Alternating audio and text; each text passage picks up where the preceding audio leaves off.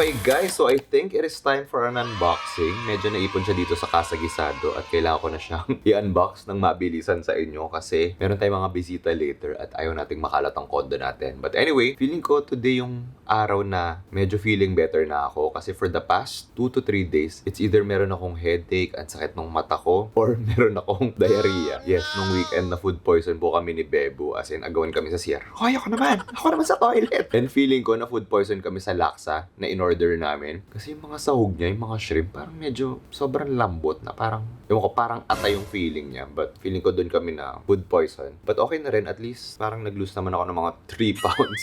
So, nung nag-workout uli ako kahapon, parang flat na flat yung feeling ko at parang feeling ko humina talaga ako. But anyway, magsimula na tayo sa unboxing. Let's start it off with Artefino Fair, which we visited 2 weekends ago. I just purchased a couple of things there. This one is a kimono. I don't wear a lot of kimono, but natry ko siyang suotin nung nag-long stay kami sa Siargao nung pandemic. And nagustuhan ko rin siya. So feeling ko sa next beach trip, or actually pwede rin casual, pwede natin masuot. This is local. Ayun na, you can see our patterns here. This is from Style Anna.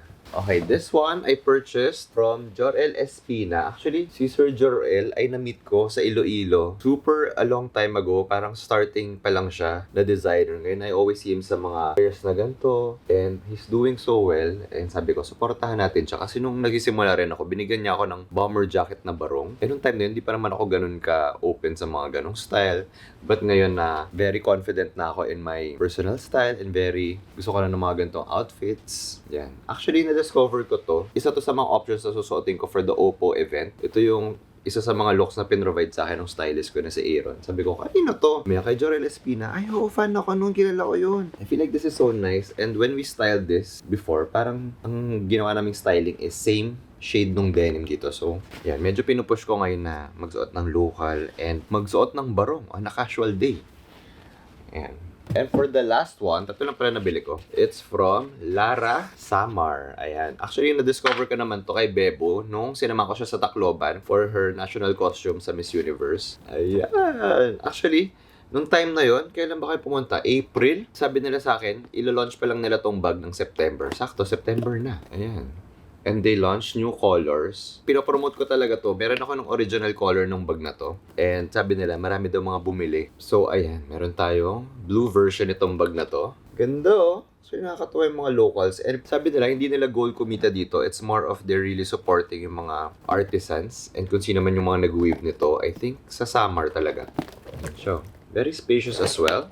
Okay, next naman natin is the Purveyor Fair. Itong Purveyor Fair, this just happened last weekend and gusto ko talaga puntahan to kasi the last time I went sa Purveyor Fair, before the pandemic pa, as in siguro nagsisimula rin pa lang ako nun. Sa Century City Mall ko sila unang napuntahan at nagusto ko talaga yung mga brands nun. This time around, mas knowledgeable na ako sa mga local brands. I really purchased from these brands and some of the brands that I know there, nagpapadalit sila sa amin ni Angelic nung pandemic. So sabi ko, punta tayo at supportahan naman natin sila ngayon. So, ayun, papakita ko sa inyo mga pinamili namin. This nice corduroy vest from Suot. Actually, itong brand na to, I'm not familiar, pero na-discover ko lang sila doon. And na-meet ko yung owner, super bait, si Carl. And concept ng Suot is, actually, pag nakita mo yung logo nila, parang mga shapes lang siya. So, one size fits all siya. So, wala silang mga sizing doon. So, I got this vest. Kahit medyo malaki siya sa akin, nagustuhan ko siya. Gusto ko yung concept behind it. And I think ito yung una kong pinurchase from the Purveyor Fair. Actually, ang target ko talagang bilhin is from Nicolo Perez. Itong mga pieces na yan. Kaya lang, pinareserve ko. Tapos nung bumalik, sabi niya,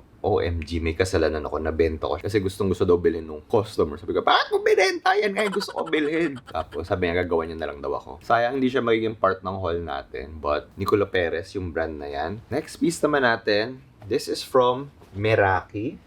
Actually, gender neutral, like unisex siya. Bumili rin si Bebo nito, may kasama siyang corset. Eh, syempre, hindi naman kasya sa akin yung pantalon na yun. So, I went with the large one. Ayan, ang ganda nyo. Tapos meron pa siyang details dito na. Ayan, parang nag-overlap yung denim. And if you see the lining, ang ganda. I feel like ito yung pinakamahal na na-purchase ko dun sa fair. Yung iba, okay naman yung presyo. Ito, like from Milkware. Yan, isa to sa mga brands na lagi nagpapadala sa akin. So, I went there to their booth to support them. And I purchased this parang knitted shirt. And then, from Omboy, ito binigay nila sa akin. Kasi nagpadala sila sa akin prior to me going there and sabi nila, lahat ng mga pieces na to ay napadala na namin sa'yo except to. So, binili ko na lang to. This is a collab between Homeboy and Sports Paradise. Ayan, it's a nylon pair of shorts na yung dulo niya ay mesh. So, ang ganda nung difference ng mga fabrics natin. Really nice. Ang liit Kasya ba sa akin to? This one naman is from Sports Paradise. Ang ganda ng quality ng shirt na to. Actually, ito yung mga tipong t-shirt na nabibili nyo sa mga Forte and Rich, Museum of Peace and Quiet, yung mga sikat na mga US brands. Pero parang kayang-kaya naman ma-achieve dito sa Philippines. And then, meron lang siyang paraiso na print dyan. Ang ganda talaga ng quality. Kaya lang ito na yung last piece, so medyo malaki siya sa akin. So, I'm not too sure if ikakarap ko na lang siya or i-retain natin yung ganyang size niya. This is a cap. Actually, inabot lang sa akin to ng isang brand. I think Brat Pack. Meron silang booth doon. So, thank you, Brat Pack. And then, this one is from Jeans and Heels. I'm not too sure. Pero parang mga rework pieces siya. So, typical white polo, but dinagdagan niya ng mga patch na mga fabrics na yan. Parang interesting naman. Diba? So, ayan. Sinuport natin sila. So, those are the pieces that I got from the Purveyor Fair. Next naman natin, this is a pair of pants that I got from Victor. Ayan siya. Ang ganda niya. Dalawa siyang magkaibang wash ng denim. Magkaibang fabric. Pero ang ganda. Like, every piece is unique. Ito, custom made. Pag may next na nagpagawa ng ganito, hindi talaga siya mauulit. Like, ibang-iba na siguro yung cuts niya, yung placement ng fabric. So, yun ang maganda sa mga custom pieces. So, yan. This is on the pricier side talaga. Pero, isa to sa mga pieces na alam kong masusuot ko talaga. And, i-reserve natin yan pag meron tayong mga bigating events dito sa Manila. Or pag nag-travel tayo. And, yung owner, binigay niya rin sa akin to. Ang ganda, tote bag. Super laki. Thank you so much, Ino, for this.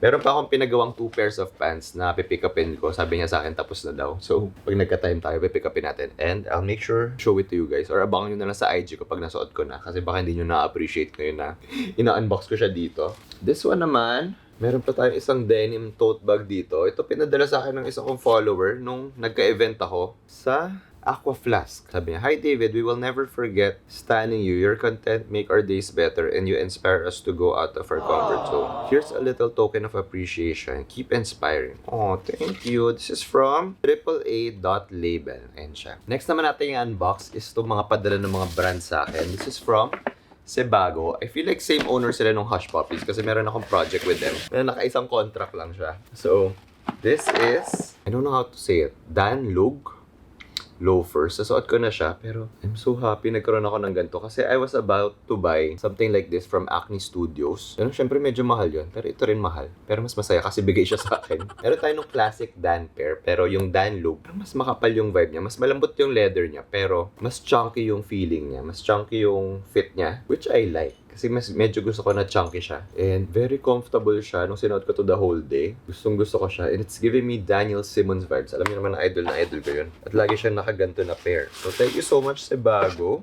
for this pair. Ito walang relate pero binili ko sa Zara. Actually, ba't kaya mga pinagbibili ko ay para sa beach? Wala naman tayong beach trip at may delubyo pa nga ngayon. So, next naman natin is from Hush Puppies. Guys, share ko lang, never pa ako nagkaroon ng pair of shoes from Hush Puppies. Never ko pa sila naka-work. At feeling ko hindi ko rin sila makaka-work kasi yung tatay ko yung may gusto sa brand na to. Alam mo yung market nila, medyo matatanda. Tapos, nung pumunta kami sa store nila sa SM North, mga bata rin pumapasok na yun yung shoes nila for school. Sabi ko, never ko na-experience yun ng bata ko. It's either meron akong GB, Rusty Lopez. Actually, medyo mahal na rin Rusty Lopez dun ha. But, syempre, ang kinuha kong pair from Hush Puppies is this one. Guys, sobrang comfortable nito as in. Kasi meron akong boots from Diesel na medyo mahal at medyo may takong siya ng onti. At ang sakit talaga niya sa paa. Pero ngayon naman ay na-break-in ko na siya. Pero nung tinry ko to, grabe, sobrang comfy. Like, sobrang pinag-isipan siya. Kasi yung, nakalagay, Art Cushion, Weather Smart. Basta parang meron talaga siya mga technologies na. As in, pag finil nyo, sobrang lambot sa sole. And dito pa, parang may padding pa dito. So, kunyari, nag-travel ka or naglakad ka ng matagal, hindi siya yung parang masusugatan yung likod ng paa mo. Or pag nag-socks ka, hindi siya yung masakit. So, medyo na-appreciate ko na tong brand na to. And I'm so happy to be working with them. Thank you so much, Hush Puppies, for this pair of Chelsea boots. Alam niyo naman, nasa era ko ngayon na flared yung pants tapos pointed yung shoes natin. So, ayan. And then next naman, naku, dami nito. This is from Rich Boys. They sent me their new collection. Actually, I'll make this quick. Ayan, meron tayong joggers dito na I think is super perfect for the airport. We have a full zip hoodie, quarter zip or half zip hoodie. Ito yung favorite ko from their collection. Alam niyo naman, lagi akong bibili ng mga ganyan. Yung may mga half zip lang siya. And then, we have another bag here. Ay, ito yung pair nung joggers. Ayan o. Ay, gusto ko rin to. May pabraso. Ayan o, ang ganda. Parang muscle tee. And lastly, meron na rin silang bag. Ang ganda. And it's very spacious as well. Parang perfecto for my trip. Thank you so much, Rich Boys. Milkware. Kaya lang yung 2 pieces na pinadala nila ay nasuot ko na. Meron silang mga pinadalang shirts. Thank you so much. Okay, next natin, we have something here from Omboy. This is also a local brand. Ito yung pinakita ko sa inyo na isang brand from the Purveyor Fair.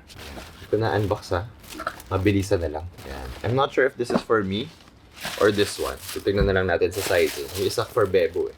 Ayan. Actually, maganda talaga yung quality ng mga shirts nila. Isa sila sa mga favorite local brands ko. Okay guys, ang saya. Nagpadala yung Roto. May Roto na pala dito sa Pinas. Actually, perfect timing. Kasi diba sabi ko sa inyo, parang 1 week na ang sakit ng mata ko, sakit ng ulo ko. And pag nagda-drops ako nito, clear talaga niya. Kasi parang nare-replenish yung mata ko. And the-research ko naman at tinanong ko sa Shinagawa, pwede naman daw ako magganto. But they advised me na pumunta sa Shinagawa mismo para bigyan nila ako ng specific eye drops. So, ayun. Kasi bumili ako ng maraming ganto nung nag-Japan kami. Kaya lang pinamigay ko lahat sa friends namin. Ito yung pasalubong namin. So, walang natira sa akin. Pero natira sa akin isa, kaya lang nawala ako. So, thank you so much, Roto. Our next naman is from Made for Men PH. Ayan siya. Yan. It's a 2-in-1 sebum, control roller, and makeup sponge. So, yung isa, ganun-ganun siguro pag may makeup ka, kung may event ka. Yung isa naman, oil film, oil roller, sebum control roller. Ganyan siya.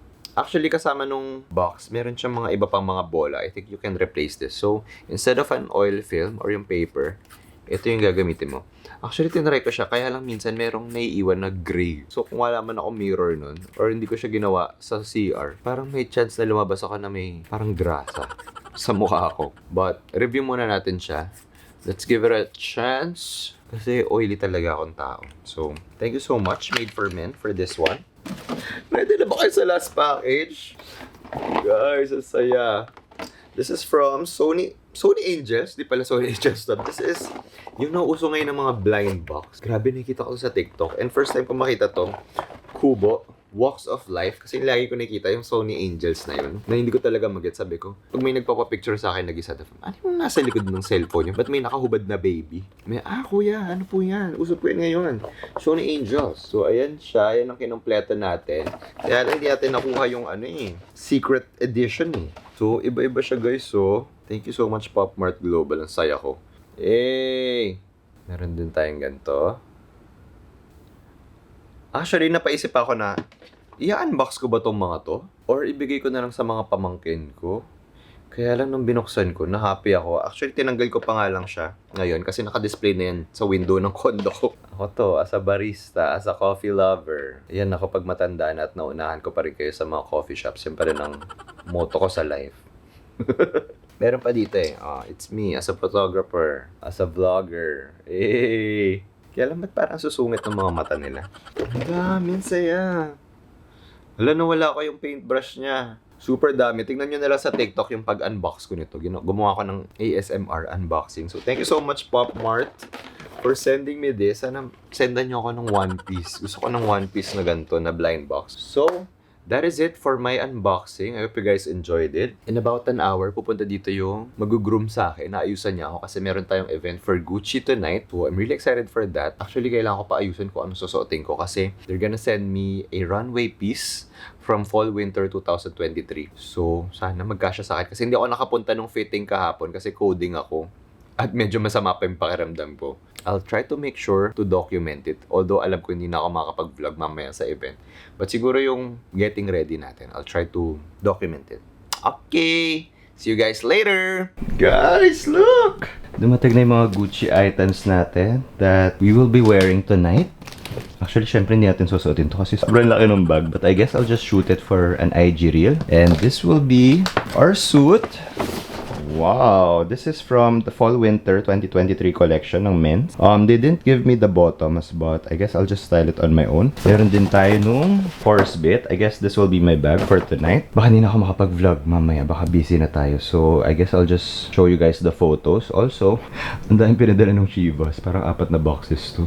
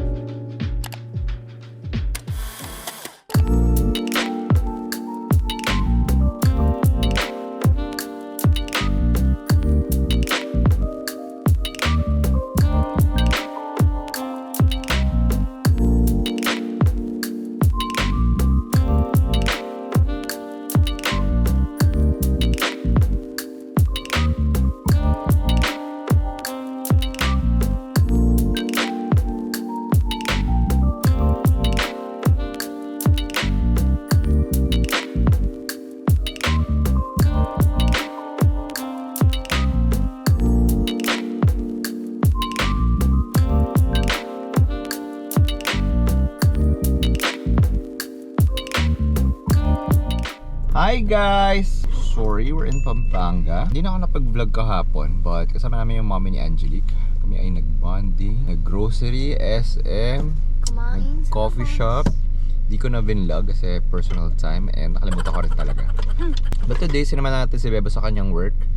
And then, meron pa tayong extra time. I really want to go to Moon Cafe kasi they relocated. So I wanna check it out. And also, if may extra time pa tayo, gusto ko talaga mag-cafe dia kasi dun yung gusto kong almond latte. So, lahat naman yun ay nasa Clark lang. We're here pala in SM Clark. Ganda na SM Clark. Actually, ang ganda dito. Kasi usually sa SM Pampanga lang kami pumupunta eh. So, next time punta tayo dito uli. And now, let's go to Moon Cafe.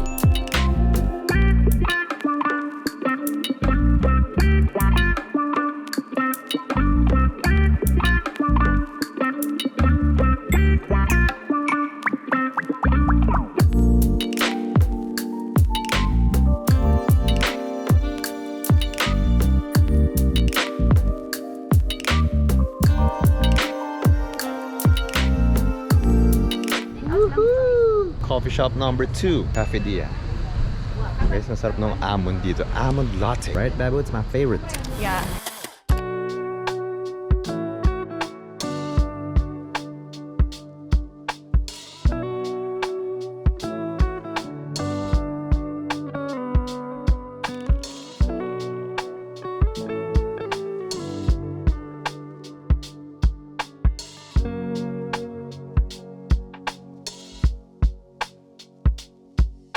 Hi guys, and happy Monday. Kaka-shower ko lang po and now we are getting ready for our errands for today. Di na ako nakapag-vlog masyado kahapon but I spent the whole day, the whole afternoon with my family and yung lola ko na ang tagal ko na hindi nakikita, si Lola Fe. Ayan, I just spent it with my family. Tapos, the last 4 days, nasa Pampanga naman ako with Angelique's side of the family and now we are ready to go back to work. Kailangan ko pa ayusin yung schedule ko for the week but today, meron tayong appointment with Gucci and then meron din tayong schedule sa Paton on the go and last is sa Victor naman. So lahat naman yon ay nasa Greenbelt so perfect na tutuhugin na natin sila para matapos na natin siya today. And then kailangan ko lang mag-grocery kasi meron akong kailangan i-shoot for Shiva's Regal. So yeah, that is the plan for today. Nakapag-gym na rin pala ako and this will be our outfit. This is from Jeans and Heels. Ito yung nabili ko sa Purveyor Fair a couple of weekends ago. So, ayan lang siya. May mga patchwork lang siya. I'll just pair it with this necklace from Homura. So, yes, that is the plan. And I'll see you guys later.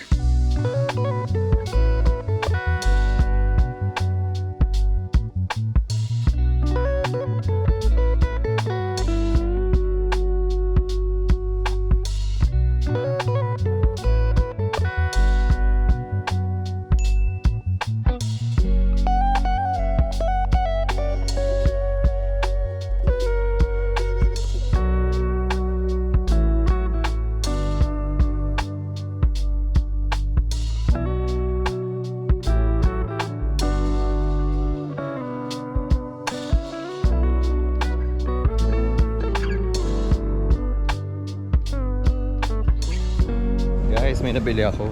Actually, hindi talaga ako dapat bibili. Now, where are we going, bebe? Paton.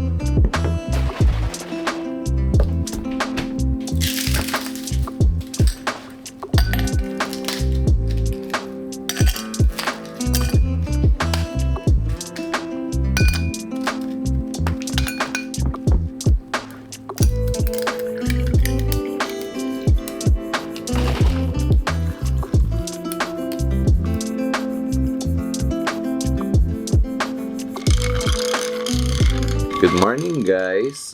Today is a Tuesday. Hindi ako sumipot sa workout ko today kasi leg day. Tatamad talaga ako mag-legs and parang wala ako sa wish mag-workout today. Siguro I'll just try to do cardio later. Siguro magte-treadmill na lang ako. Pero hindi natin pwede maiwasan yan kasi pag di ako sumipot sa gym, tomorrow, kung sumipot man ako, magle-legs tayo. So, ayan.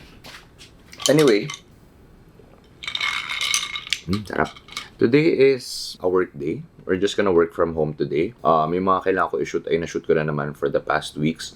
And today is editing day. So that's the plan. I'm gonna try to get a haircut today kasi medyo mahaba na siya kaya naka-headband na ako. Sana meron tayong makuha schedule sa basement salon dyan sa Meishan. That is the plan. I'll just work today and I'll see you guys later.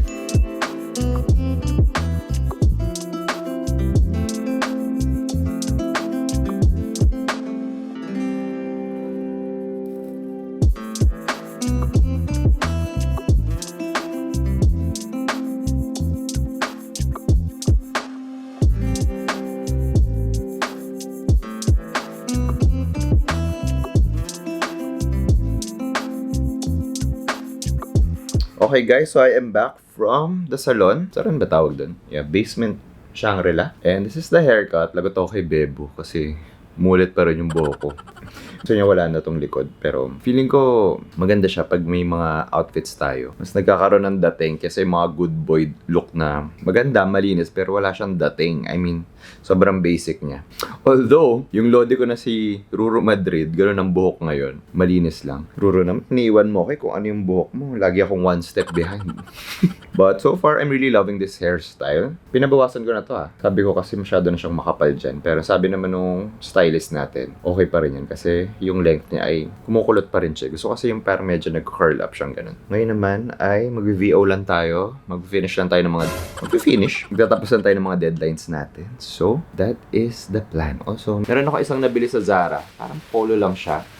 Na ang ganda para siyang normal na polo. Like, meron siyang mga buttons. Pero meron siyang snap dito. If you wanna hide the buttons.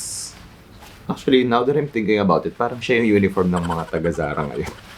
Yung mga stuff din. Anyway, like it.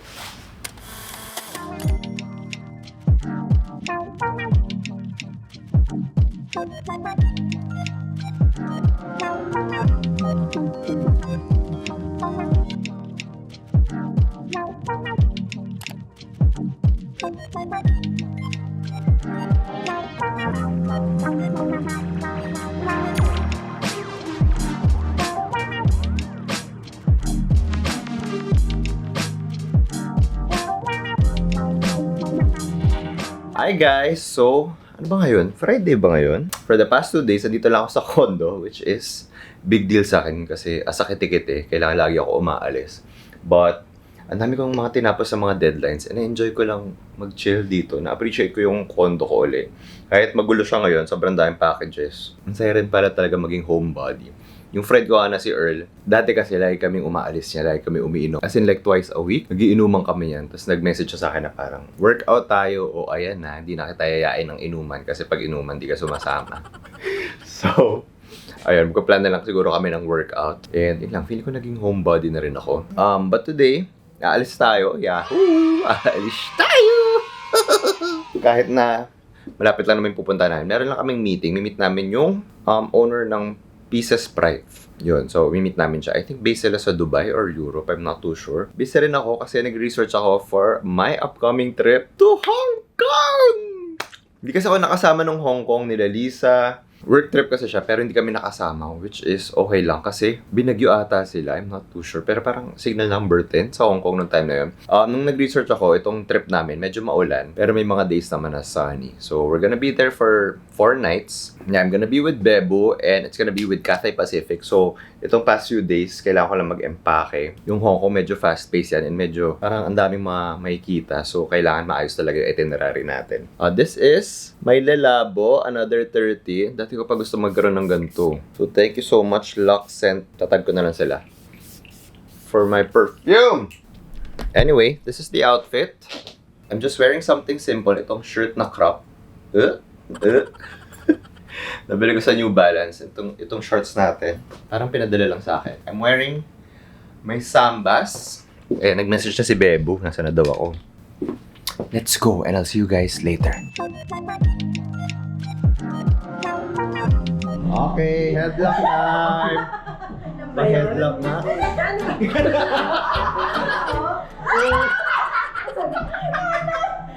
Napatili.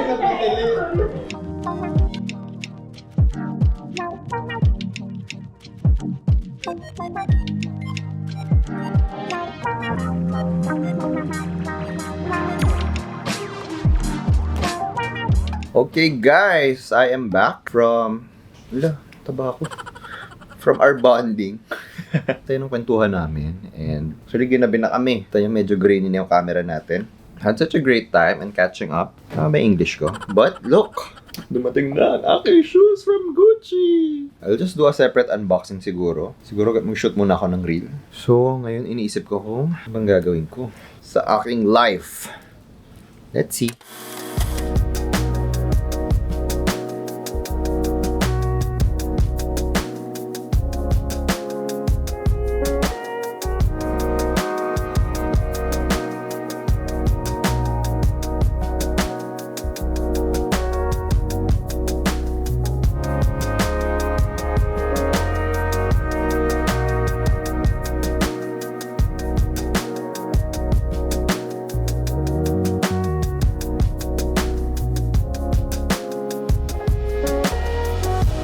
Okay guys, makakatapos lang po natin mag-gym. Bihira tayo mag-workout on a weekend. So, big deal yan sa atin kasi we're gonna fly to Hong Kong in 2 days. Yeah, so parang yun na yung last workout namin for the week. But yes, today naman ay sama natin si Bebo kasi meron siyang fitting for a fashion show model yarn. And then, gonna have lunch kasi wala kaming food dito sa condo. And then, kuha natin laundry. And then, actually we need to go back here talaga kasi I need to pack. Di ba ako nag-empake? Ayun, actually kakatapos ko rin pala mag-shoot ng content for a brand. So, tinatapos ko na lahat ng mga deadlines ko bago tayo umalis. Medyo masikip yung t-shirt, ha? But we didn't plan for this. We go together like and I'm wearing my new pants, my custom pants. From Victor. Hanapin nyo na lang sa IG. I have a skirt too. Bye guys. Hey! 1:30 tayo dumating. Tayo ay magla-lunch muna. Saan tayo punta? Juices. I'm playing. Weekend na weekend, nakaitim. Ano ba yan? Ang sisikip ng damit. Di pa ako makain. Pero ang sarap sa Makati pag weekend. Very quiet and peaceful. I eat healthy. Dami yan ah. Guys, we're here at Chris Nick's Atelier. O, diba Christmas na dito? Ayan, nagpipitting sila. Ay, parang gusto ko itong Dior. Itong yarn. Hoy, wala. Ako din. Wow.